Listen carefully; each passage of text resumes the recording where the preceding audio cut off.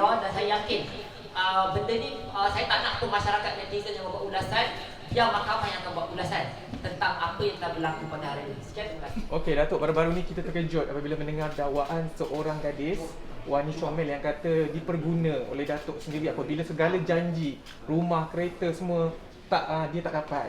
Jadi mungkin Datuk boleh rumuskan apa sebenarnya. Saya nak tanya siapa budak tu? Wani Syomel.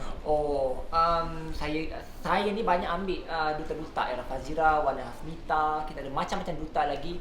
Tak ada, kalau saya buat percakapan perjanjian mesti ada agreement. Ada tak saya tulis nak bagi kereta, rumah, nak bantu keluarga dia. Saya hanya bercakap nak membantu dia boleh berjalan. Zaman sebelum Covid macam ni, orang tengah tak ada duit dek. Orang kalau dari kaki ada tangan boleh berniaga, berniagalah. Kalau boleh bekerjalah, tak payahlah nak meminta-minta. Kalau rasanya tak menggunakan janji, mudah, saman. Saya memang tunggu saman daripada Wani dan tunjukkan bukti dan juga evidence yang mengatakan saya nak bagi kereta, nak bagi rumah, nak mengayakan mereka. Saya minta maaf ya, saya cakap sekarang, benda ini adalah satu benda yang berunsurkan permintaan di luar jangkauan. Sebelum saya kenal budak ni, saya sendiri dah berniaga dan saya rasa saya malah nak cakap lebih-lebih. Saya rasa tindakan meminta tu tak manis lah.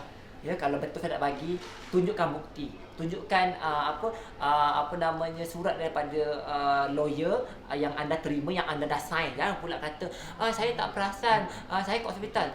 Kita tak boleh nak kata you dah sign dan you tahu. Dan jangan cakap, kalau cakap ni semua orang boleh cakap, kuda boleh terbang. Kita boleh cakap rumah saya ada salut emas, cakap semua orang boleh. Jadi saya rasa macam teraniaya lah seorang budak yang saya rasa naif, yang sebelum ni orang kata tak boleh berjalan, dan niat saya nak bantu. Dan memang saya sebelum kemunculan dia memang saya dah berniaga pula pelasingan badan pun. Tak ada dia pun saya pun dah jadi seorang usahawan yang berjaya dan dah 11 tahun. Dan tak sangka ya sampai ke tahap ni. Orang kata adik ni mengenakan saya dan saya terkejut juga. Dalam-dalam tak mampu, dalam-dalam tengah kesusahan, ada pula duit nak bayar lawyer ya. Dan semoga dia boleh berjaya lah dengan kaki dengan tangan tu. Dia macam ni, zaman sekarang ni awak pun suka buat kontroversi mengenai saya kan, cerita pandai-pandai orang nak baca. Sama juga, diorang ni dah tak kerja dengan saya, jadi mungkin dah tak berapa menyengat. Jadi saya ni pun malas nak mengacau hidup orang. Tapi bila sampai mengaitkan saya, sampai buat PC, so saya tak nak berdiam diri. Saya tak nak sebut siapa nama dia.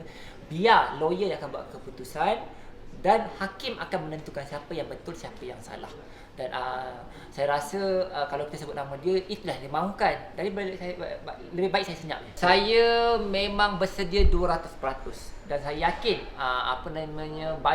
banyak benda yang dia akan cuba provoke lagi, dan saya ingin bagi tahu kepada masyarakat benda yang diprovoke, tolong berjumpa dengan saya, tolong kalau tak puas hati terus tu saya, terus saman saya, senang, tak payah nak viral masuk kat Facebook, pilih sana pilih sini. Dan saya rasa pekerja saya ni bukan level saya lah untuk saya nak berlawan dengan dia. Bagi saya ada lawyer akan buat kerja.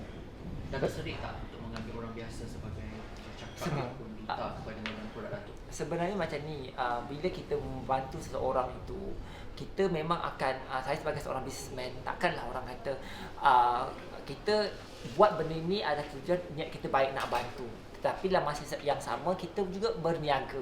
Jadi kita pun mempromosikan benda itu. Rasanya tidak salah. Saya bukan kata Wani dah kurus 100% menggunakan produk Look Fit. Itu agak keras bunyinya.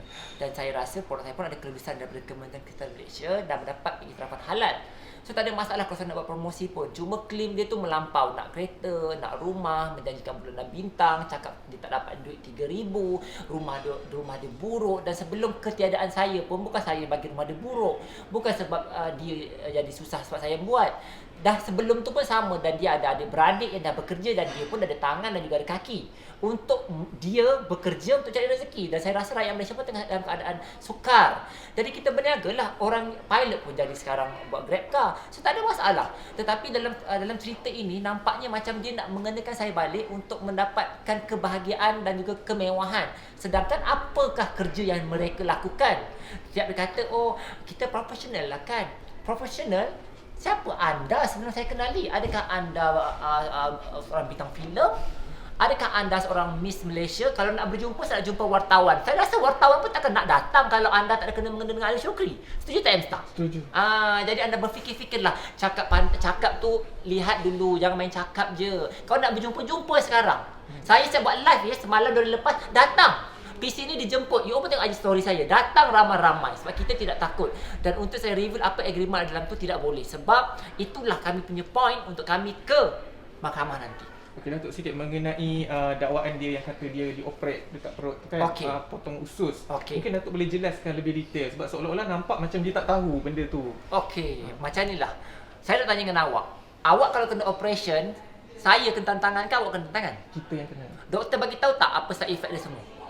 Jawab. Ya, akulah jawab. Awak kena jawab kan? Betul lah, awak kena jawab, awak kena sign. So kalau dia rasa dia tak nak, jangan sign.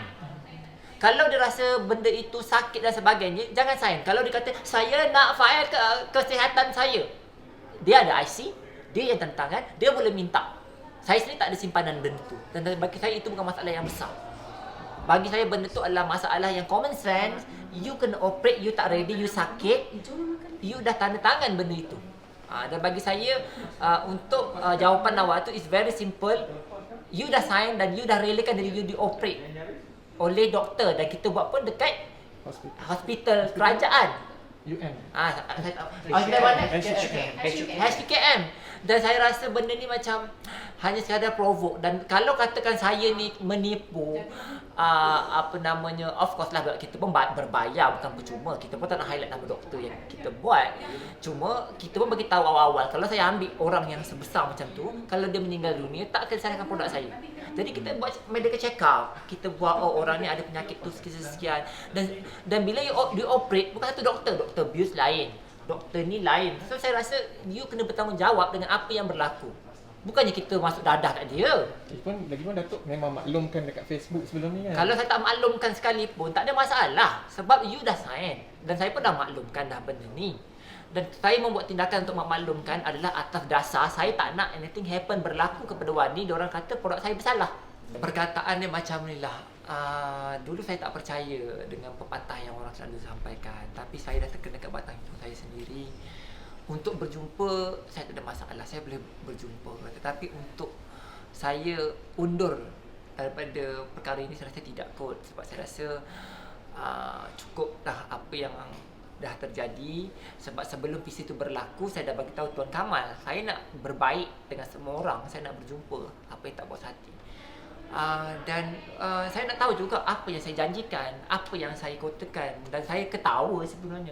Datuk janji nak betulkan rumah, nak janji betulkan kereta. Dengarlah ya, kereta, rumah, kebajikan keluarga saya. Saya ulas balik, saya bukan pusat kebajikan masyarakat, saya bukan pusat zakat Selangor. Saya adalah ahli syukur Kamarudama, seorang usahawan yang membayar teks, membayar zakat. Dan kalau saya bagi adalah belas ihsan anda. Dan kepada lawyer di sebelah sana, tolong baca perenggan nombor seterusnya, di mana saya bagi tahu akan bayar amount sekian-sekian bergantung kepada saya punya belas ihsan saya dan juga budi bicara saya. Tetapi yang konten yang dibuat tu kebanyakan adalah konten saya, bukan konten mereka. Saya yang pergi sana, saya yang buat video, saya yang buat apa. Saya rasa tu bukan isu dia kot. Okey, macam ni lah. You all tak beli produk saya pun, saya pun tak boleh nak halang. Dan rasanya bukan saya seorang je dan yang berniaga. Masyarakat sentiasa nak cari kesalahan saya. Tapi end of the day, masyarakat akan buka mata sendiri. Siapa yang betul dan siapa yang salah.